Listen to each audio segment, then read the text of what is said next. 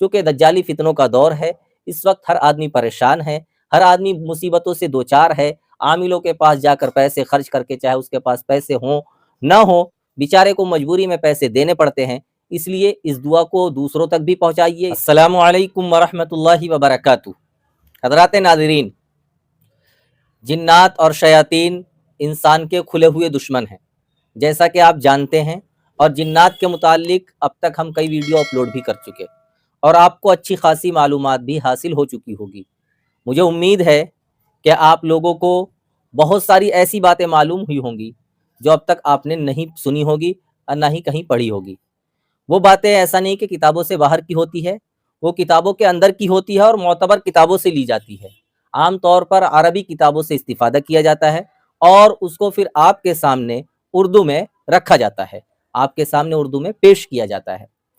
آج کی اس ویڈیو میں آپ کو جنات اور شیطانی لشکروں سے بچنے کے لیے ایک ایسی جامع دعا بتاؤں گا، ایک واقعے کے ساتھ۔ واقعہ کیا ہے؟ واقعہ یہ ہے کہ حضرت عمر بن عبدالعزیز، آپ نے نام سنا ہوگا، بڑے بزرگوں میں ان کا نام آتا ہے، خلفائے راشدین میں ان کا شمار ہے، اور سلاطین بنو امیہ کے بادشاہوں میں سے ایک بادشاہ ہیں، اور ان کا دور حکومت 2.5 سال تک رہا ہے۔ یہ کہتے ہیں کہ میں نے خلافت ملنے سے ایک دن پہلے خواب دیکھا کہ ایک بڑی سی وادی ہے جس کے اندر ابلیس اور جنات بے شمار جمع ہیں۔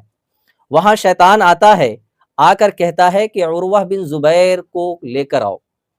شیطان کی ایک جماعت، جنات کی ایک جماعت جاتی ہے اور واپس آ کر کہتی ہے شیطان سے کہ ہم انہیں نہیں لا سکتے۔ پھر شیطان کہتا ہے کہ نہیں، اسے لے کر آؤ، مجھے میرے پاس چاہیے۔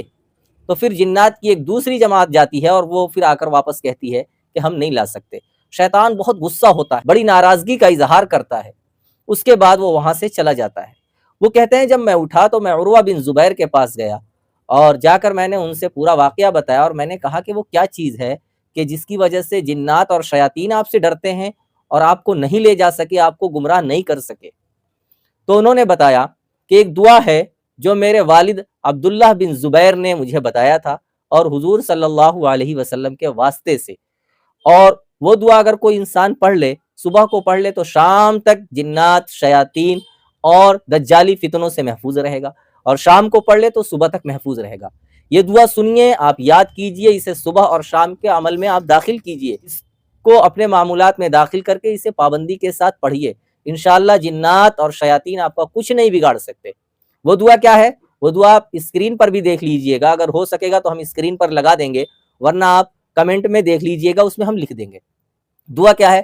دعا یہ ہے، بسم اللہ الرحمن الرحیم، بسم اللہ الرحمن الرحیم، بسم اللہ الرحمن الرحیم، بسم اللہ ذی الشان العظیم، بسم اللہ ذی الشان العظیم، عظیم البرہان، شدید السلطان، ما شاء اللہ کان، اعوذ باللہ من الشیطان۔